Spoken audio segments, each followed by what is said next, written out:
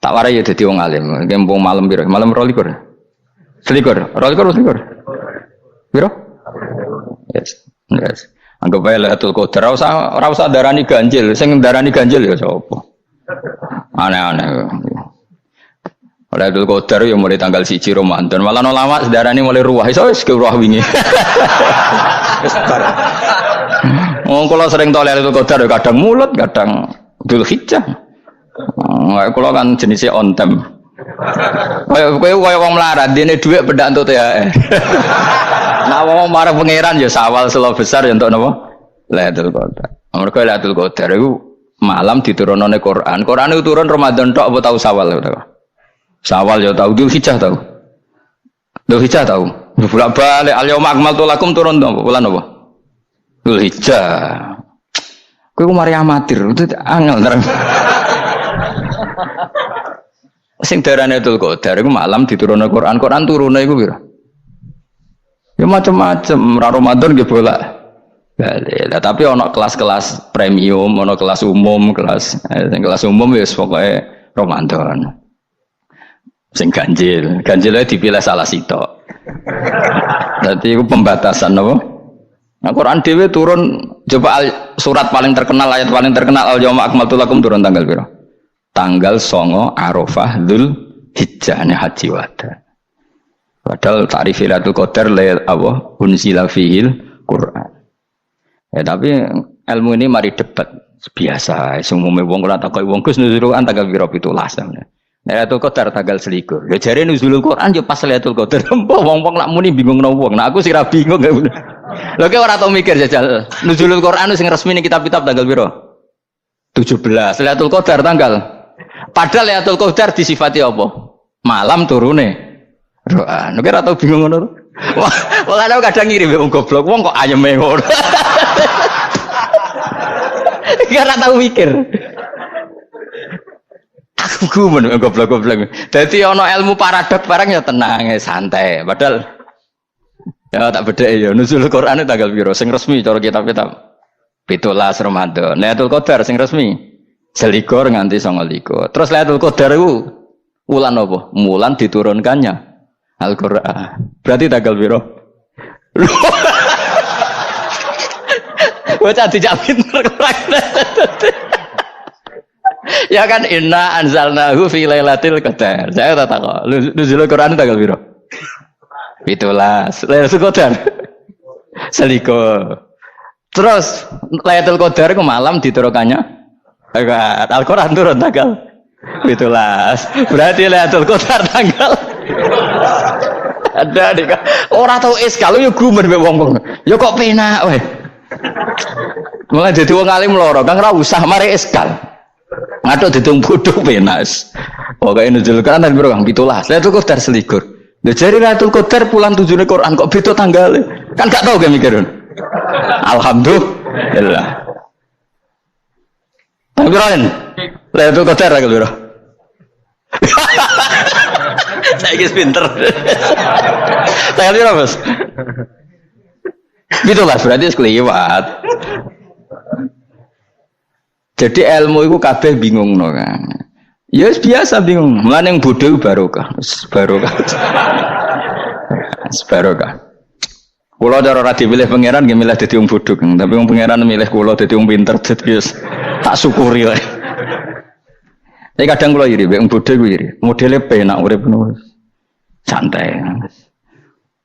Ya saiki ya Lailatul Qadar ku sifate apa? Inna anzalnahu fi lailatul. Normalnya kan ainu nuzulil Quran jo ainu lailatul qadar. Berarti tanggal piro?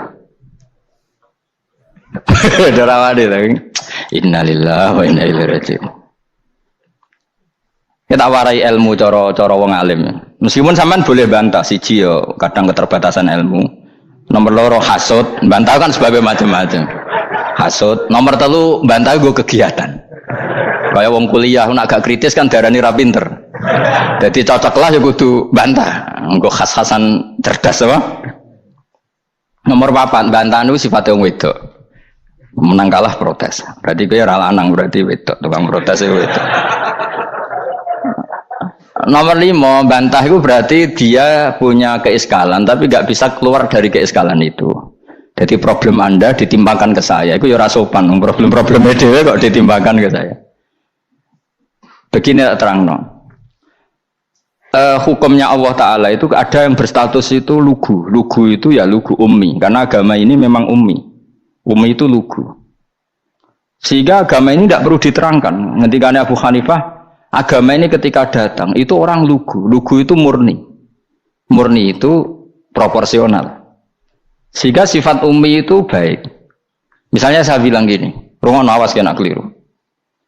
Kalau kamu sholat itu batal kalau makan. Itu ukurannya 1 upo apa 1 piring? 1 upo kan? Itu sudah batal. Terus kalau saya bilang gini, Cong nak tamu keimangan, itu 1 piring tak 1 upo? Enggak jawab ya? 1 piring. Orang iso misal, tak keimangan, gue 1 upo. Nah, lalu Anda ditanya gini, lalu definisi makan itu apa? Memasukkan 1 piring ke mulut, apa 1 upo ke mulut? Dalam bab sholat, 1 upo ke mulut itu makan. Tapi dalam bab hormat tamu itu 1 piring. Setuju ya? Tawari pinter kayak. Ayo tawari ya. Wes setuju ya? Wes pinter. Lo jawab wes pinter. Urung. Lailatul Qadar ya kok. Misalnya Lailatul Qadar menjadi super karena ada sesuatu yang super turun, yaitu Lailatul Quran. Jadi menjadi super karena yang turun adalah sesuatu yang super, dan itu artinya tanggal loh, salah nih aku cek itu utek tanggal 21 kabeh sing ngaji ning ngene. Oh jelas inna anzalnahu fi lailatul qadr. Rujuke ning ndi? Quran kan? Wa ma adraka ma lailatul qadr. Lailatul qadri khairum min alfi syahr. Makanya Lailatul Qadar itu ya bisa saja tanggal 1 kemarin sudah kelewat. Mbok entah ini jebelis baris dada atau mungkin Saban. Jadi perdebatan ulama tentang Lailatul Qadar, malah ada wali yang bilang saya tiap hari mendapat Lailatul Qadar. Nah, itu malah ra kelas meneh, malah pusing, malah napa? Pusing. Udah enggak usah mikir itu. Jadi hukumnya Allah itu ada 2. Ada hukum itu lugu dan ini bagus. Makanya saya itu kenangan saya terbaik dalam membela Allah dan Rasul. Saya ulang lagi, kenangan saya terbaik dalam membela Allah dan Rasul itu masalah faraid. Dulu mungkin banyak yang ingat lah ketika tahun berapa lupa saya, tapi ada seorang menteri dan pakar Islam menggulirkan isu hak waris itu sama, lelaki dan perempuan sama, alasannya karena perempuan sekarang kerja. Jadi gara-gara kesamaan gender kemudian mereka ingin bagi waris itu apa?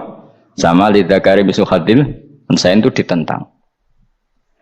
Gerakan itu pernah menguat, termasuk yang bisa dengan tanda kutip bisa menghentikan gerakan itu termasuk itu saya. Yang punya pikiran gitu tak parani, tak tantang begini. Saya bilang gini,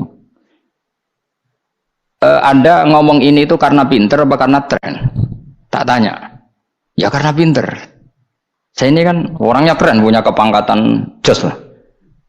Ya kepangkatan jos, kepangkatan dunia, mesti nak cara pangeran bojos ora ya ora. Cara ukuran dunia itu jos lah. Tak tanya, saya itu Pak Ba, termasuk yang setuju gerakan kesamaan gender. Dulu kan lelaki perempuan itu beda sekali karena lelaki kerja perempuan tidak. Sekarang sama-sama kerja maka warisnya harus sama. Terus saya tanya gini, lalu penyebab warisan itu kerja apa lelaki? Dia jawab kerja. Dia nggak ngerti kalau ngadepin saya. Saya ini kan orang alim yang biasa belajar mantek. Dia ini roh nak aku ngalim. Sembrono ya jadi ini.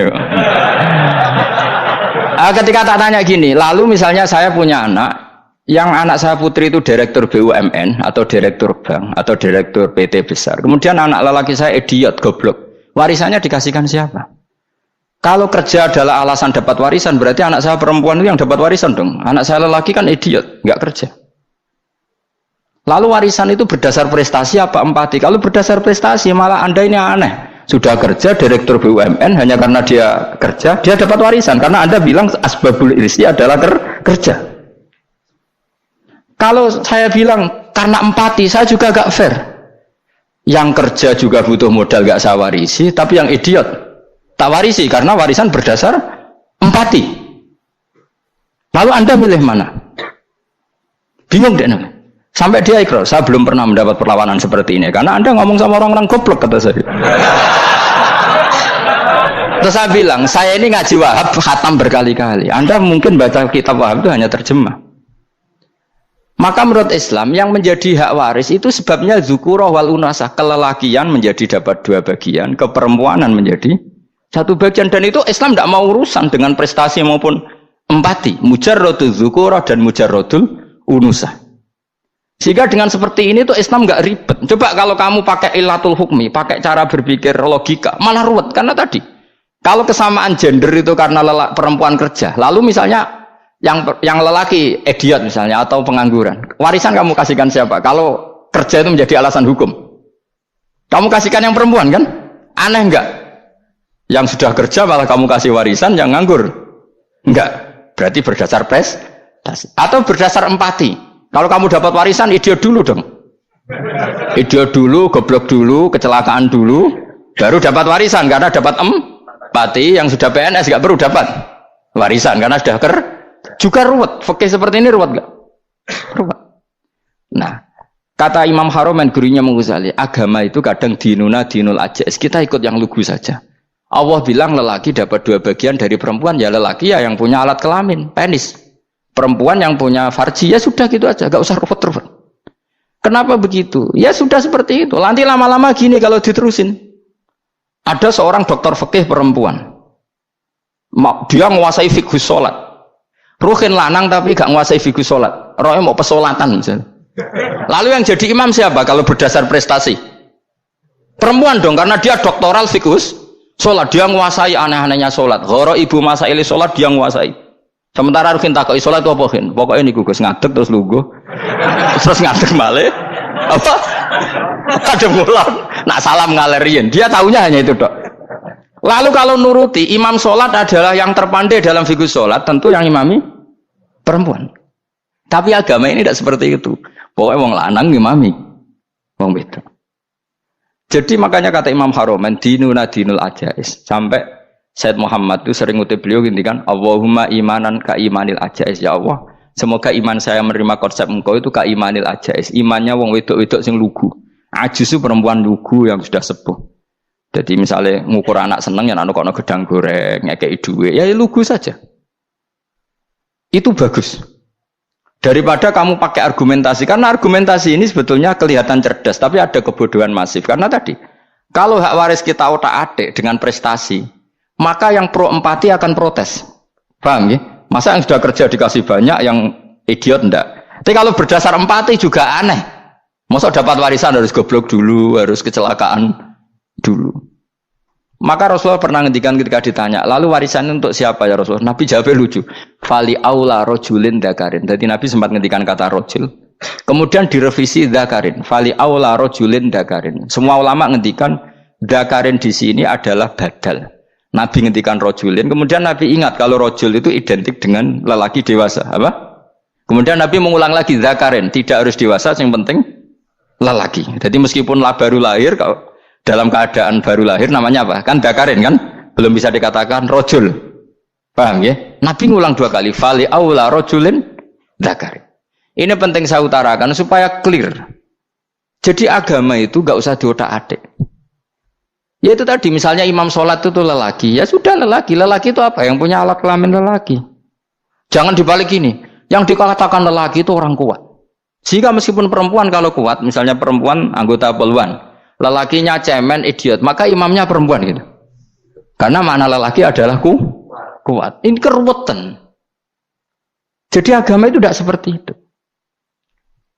Nah sekarang kembali ke pilihan. Yang dikatakan pilihan itu orang hebat. Apa yang dipilih?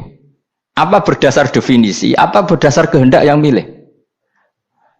Loh kok mulai pinter, tumben udah pinter. Alam raya ini milik Allah. Dan semua di alam raya ini milik Allah. Maka dipilih tidak dipilih itu terserah yang punya apa terserah kita. Apa terserah kriteria, apa terserah definisi. Dalam konteks kita sebagai objek diambil, tentu terserah yang punya. Kemudian Allah bilang, orang-orang itu saya pilih. Nah kalau milihnya Allah berdasar kepunyaan, tentu Allah boleh dong memilih orang yang sebetulnya berstatus dolim. Ya tapi ya tetap dia dolim, tapi ya tetap dipilih. Kenapa ya? Karena Allah yang punya. Saya misalnya orang kaya, boleh nggak punya HP buruk? Boleh kan? Terserah saya. Saya orang kaya, beli HP mahal, medium dan paling buruk, boleh nggak? Boleh wong saya yang punya. Enggak boleh Gus, dengan orang kaya harus beli HP yang mahal. Yang bilang harus siapa? Nah, kegoblokan kita ini seperti ini. Nak wong sugih HP ini kudu larang. Nak wong alim kudu bojone ayu. Sing kudu darani kudu ayu ku sapa? Nak maji jalan yang dumbu swarga lho kudu iku sing swargane mbam tapi kudu. Nah, kita ini sering berpikir ngatur Tuhan. Nah, Indonesia negara yang mayoritas muslim terus Islam Indonesia kudu dadi sampling Islam seluruh apa? Dunia. Ya ora usah sombong ngono ya keben. Mayoritas juga wonge kakean ngono ae ora perlu GR jadi sampling percontohan Islam internasional ora perlu ngono. Lah misalnya terus jadi contoh misalnya nang Masjid Haram niru Jumatan ning Indonesia berangkat mbek do rokokan. Bariku teki diusep-usepno ning pojok pager. Lah misalnya wong Mekah terus do ngono kabeh karena mencontoh Islam Indonesia. Kacau gak? Ora usah GR ngono biasa wae. Napa? Biasa wae. Terus misalnya mencontoh Islam Indonesia, Indonesia nak ziarah Wali Songo terus tahlilan nunggu nganti setengah jam. Lah terus raudhah dikepung ngono rak macet Mekah Madinah. Mergo agar ziarah Nabi terus lungguh apa? Sak jam. Nah ning wali sak jam ning Nabi 2 jam lah kira-kira gitu. Ya malah nganyak Kanjeng Nabi dong. Nabi sekaruan afdhalul khalqi mbok dongakno wa maghfir lahu warhamhu. Iku malaikat sak langit misah. Ya Nabi kok ndongakno di sepuro. Kowe tapi ya butuh sepuro. Enggak boleh doakan Nabi gitu, enggak boleh. Wa sholli ala sayyidina Muhammad wa ala alihi. Enggak boleh pakai ighfir lahu. Masalah kita tahlilan apa alam donga iku terus kamu gunakan. Ya misalnya terjadi percontohan Islam dunia terus Nabi kabudut ditalkin, nak ditakoki waman rabbuka piye. Terus Nabi warai waman nabiyuka. Mesti Nabi yo pro, aku Nabi coba takoki. Jadi kita ini sering kumo luhur karena kita mayoritas terus jadi percontohan Ora usah ngono. Paham ya napa?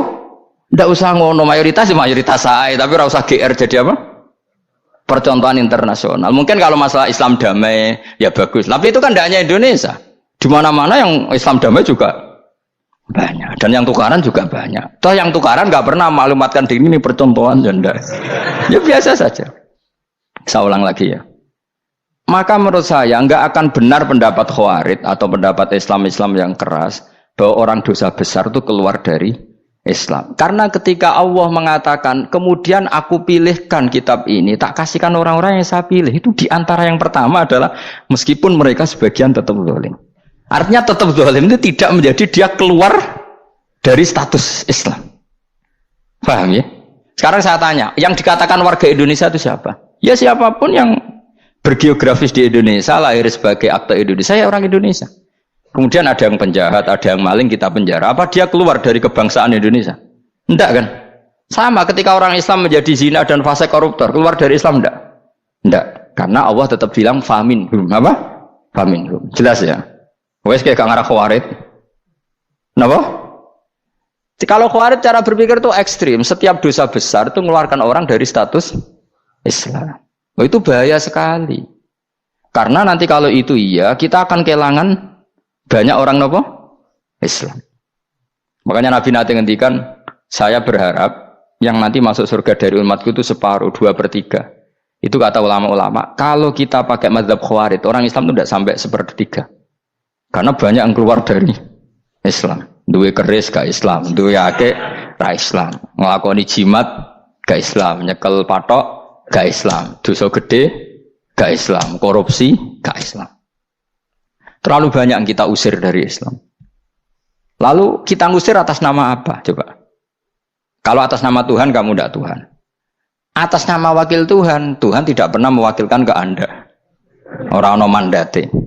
Yang kita tahu dari Quran ya ayat ini, tsumma awrasnal kitabal ladzina astafaina min ibadina. Kemudian kitab ini tak kasihkan orang-orang yang saya pilih, dan orang yang saya pilih itu faminhum zalimul li nafsi, dan sebagian dari itu adalah orang zalim, dan itu jelas bagian dari itu. Artinya keluar apa masuk?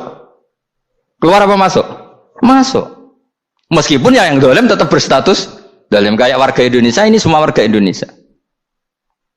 Paham ya? Yang maling ya tetap warga Indonesia, meskipun ya tetap maling. Jelas ya? Lu tenang orang itu. Makanya ahli sunnah itu pendapatnya Falam nukafir mu'minan bil wisri. Kita tidak akan mengkafirkan orang mukmin hanya karena melakukan dosa. Kenapa ya? Karena Allah bilang faminhum setengah sangking itu masuk bagian. Dan itu luar biasanya Allah disebut istofaina. Tetap orang-orang pilihan. Maka ini penting saya utarakan supaya kita ini tidak sok-sokan ya. Terus yang zalimul nafsi pun potensi dimaafkan sama Allah. Asal dia tobat, dan tobat itu sama Allah nggak ada batasnya. Malam yuhur kiri sampai apa? Nafas apa? Terakhir. Dan kadang orang itu sebetulnya nggak niat tobat, cuma ada perilaku tertentu sehingga dan Allah itu simpati. Itu juga banyak yang diterima tobatnya Allah. Makanya kata ulama-ulama itu, istighfar itu tidak syarat diampuni. Yang menjadi orang terampuni itu kehendak Allah. Istighfar itu bagian kecil dari syarat-syarat itu. Bisa saja orang tanpa istighfar tapi diampuni Allah. Misalnya Allah dawuh wa yaghfiru ma duna dzalika limay yasha. Itu bukan limay yastaghfir tapi limay yasha. Contoh masyhur kan, kamu pernah dengar kan, ada orang nakal itu, mumisah itu ya kira-kira lonte atau apalah. Dia datang pulang ketika melihat anjing ngeleti pasir, dia berpikir ini kehausan kayak saya. Kemudian dia turun ke sungai memberi minum anjing itu, kemudian Allah memaafkan dia karena itu. Pas itu di semua hadis riwayatnya dia tidak pernah istighfar. Telah punya perilaku yang menjadikan dia diampun. Banyak enggak seperti itu? Banyak, makanya wa yaghfiru ma duna dzalika liman yasha. Mayasa itu ya yang digedaki Allah. Bisa saja kalian ini sering istighfar tapi enggak dimaafkan Allah. Tapi Delala punya satu perilaku yang cara Allah itu penting, kemudian dimaafkan. Kayak Saharatu Fir'aun itu dia tidak pernah istighfar, tukang sihir Fir'aun. Dia diampuni Allah, dikasih iman tuh gara-gara jadi wong Jogja. Terus ngono tok. Jadi pas mau duel adu sihir. Iku Delala dekne mendingan ya. Qalu ya Musa imma antulqiya wa imma annakuna nahnul mulkin. Monggo jenengan riyen napa kula riyen. Dadi gara-gara dekne didikan Jogja niku. Lah wong ape duel, mestinya tarung itu semakin cepat mengambil kesempatan kan semakin menang. Ini sudah jelas tarung. Ngapunten jenengan riyen napa. Lha iku pangeran itu terus simpati. Wong kok sopane ngono apa? Akhirnya Allah memberi iman gara-gara apa? Imma antul qiya wa imma annakuna nahnul mulkin. Monggo jenengan riyen. Lah Musa juga Allah juga enggak terima kalau nabinya kalah sopan. Sehingga Allah memerintahkan Musa adalah sopan. Mboten jenengan mawon.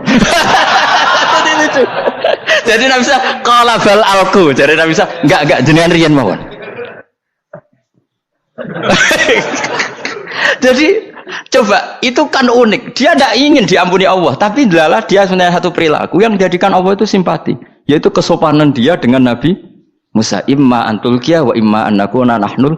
Nabi Musa juga bilang qala bal alqu moga jenengan riyen mawon. Akhirnya sakit nggih nak ngoten.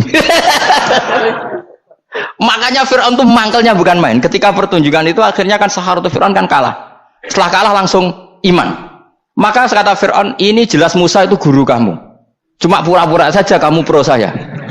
Lah buktinya apa? Jare buktinya tadi monggo-monggonan gitu. Makanya Firaun bilang innahu lakabirukumul ladzi 'allamakumus sihr. Wah, itu mesti Musa itu gurumu. Padahal dia gak kenal sama sekali. Cuma gara-gara monggo-monggonan tadi itu akhirnya terus pikirannya Firaun. Wah, mesti harus kenal suwi, mau gayane tok. Mergo gara-gara monggo-monggo jenengan riyen. Mboten monggo jenengan. Jadi makanya sampean jangan putus asa. Makanya keliru sekali kalau kita bilang diampuni Allah nunggu istighfar. Enggak. Tentu istighfar penting, kita sepakat. Istighfar itu penting, kita sepakat. Tapi itu tidak satu cara-caranya Allah untuk orang bisa diampuni. Nabi misalnya ngendikan ana wa kafilul yatim kahateni fil jannah. Coba. Orang sering istighfar sama kafilul yatim, kira-kira surganya cepat mana? Cepat kafilul yatim meskipun enggak istighfar. Boleh istighfar terus tapi medit ra karuan. Tak jamin pun rokok alamatnya medit jelas nen rokok aku roh. Terus jelas.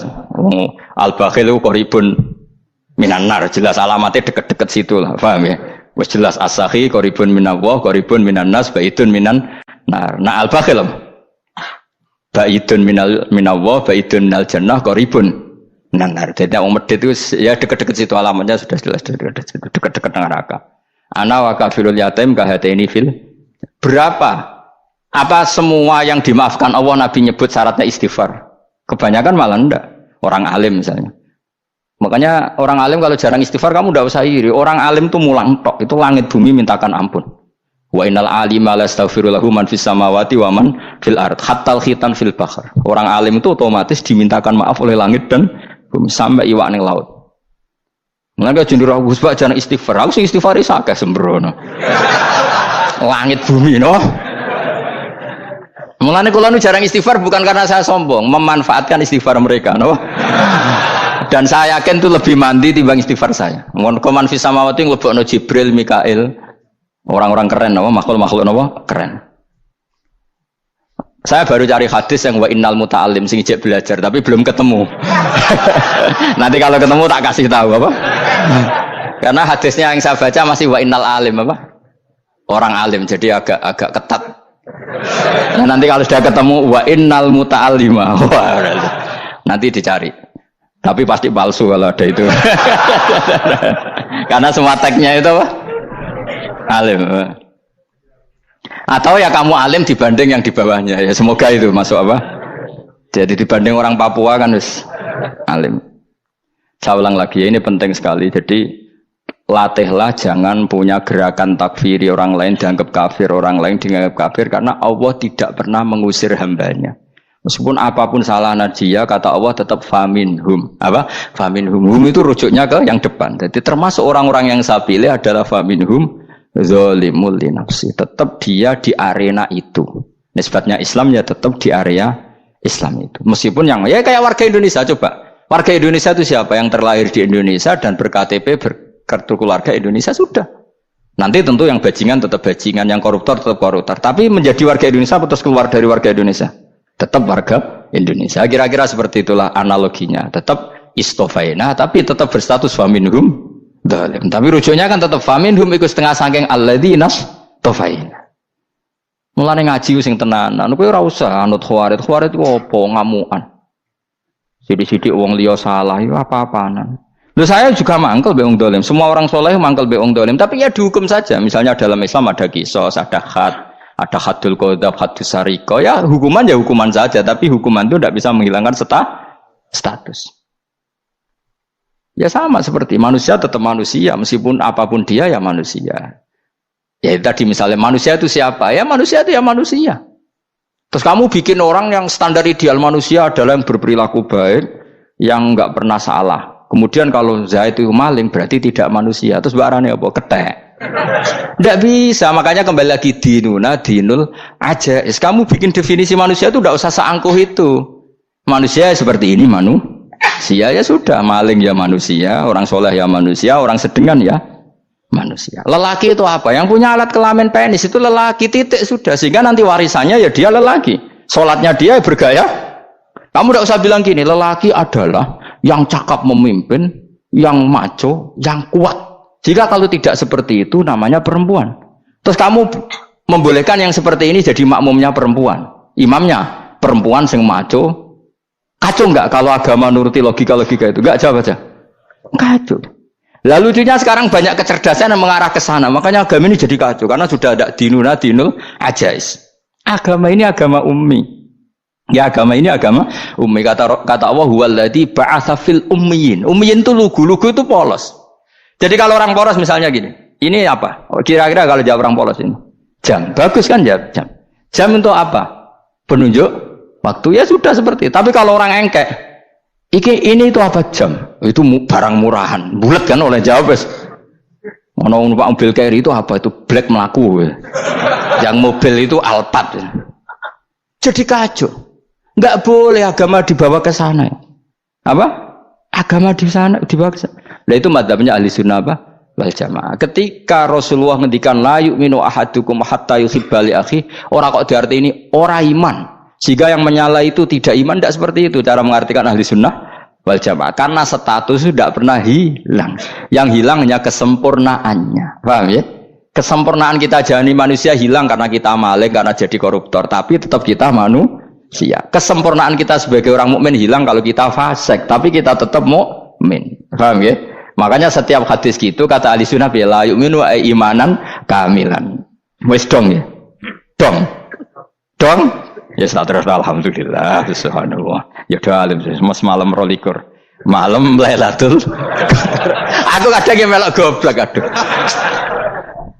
Saya tuh sering dididik sama bapak saya, sekumpul wong akeh ya kudu melok goblok guys.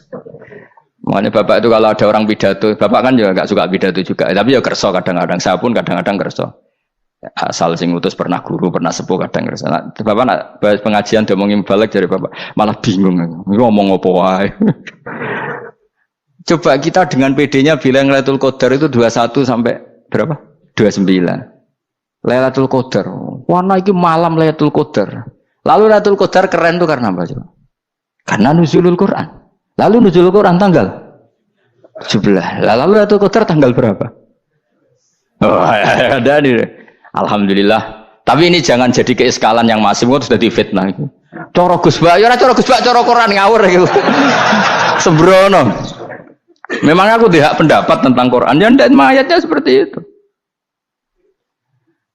Maka yang benar, Lailatul Qadar itu kata ulama-ulama dulu, orang yang beramal soleh, ya itu sudah anggap saja dapat Lailatul Qadar. Ora usah ndelok esuk-esuk ndelok srengenge blerengen ta ora. Nek ora blerengen berarti untuk Lailatul Qadar. Jan mendung kan blereng iki. Terus bengi angite sayup-sayup. Anggere dini hari ya sayup-sayup blok-blok aneh-aneh wae. Lah nek pikir segoyo ora, berarti wong laut gak taran untuk Lailatul Qadar, ke segoro kidul langine bianter. Lah nek ning Dieng ya mesti sayup. Mau angin dok gunung wis kesel tadi untuk sayup-sayup. Gawe ukuran ojo ngono, gawe ukuran ngono rak wong Dieng luwih ngrasa entuk Lailatul Qadar timbang wong segoro kidul. Ke segoro kidul angine apa? Buanter. Padahal alamate piye? Sayup-sayup. Mana-mana. Maksudnya alamat ngono iku ora ngono, maksudnya ayat iku Kanjeng Nabi mbadhawuh ngono, maksudnya ora ngono. Wes dong ya. Ayo Lailatul Qadar tanggal. Aku seneng wong bodho. Enak urip wis happy no. Happy. Ya saya ulang lagi ya. Jadi kejati dirian itu tidak bisa hilang dengan standar keidealan. Yang hilang itu standar apa? Keidealan. Misalnya kita maling, ya eman lah sebagai orang mukmin kok maling. Warga Indonesia kok kriminal tuh eman, tapi dia tetap orang Indonesia. Orang Islam tetap Islam meskipun dia fasik. Sebab itu Allah ngendikan faminhum dzalimul linafsi. Sebagian dari orang yang saya pilih dia adalah orang dolim. Ya dolim saja. Kamu jangan kamu katakan kafir ya dolim saja. Dolim kira-kira maknanya kurang ajar, kacau, kriminal. Tapi kan tetap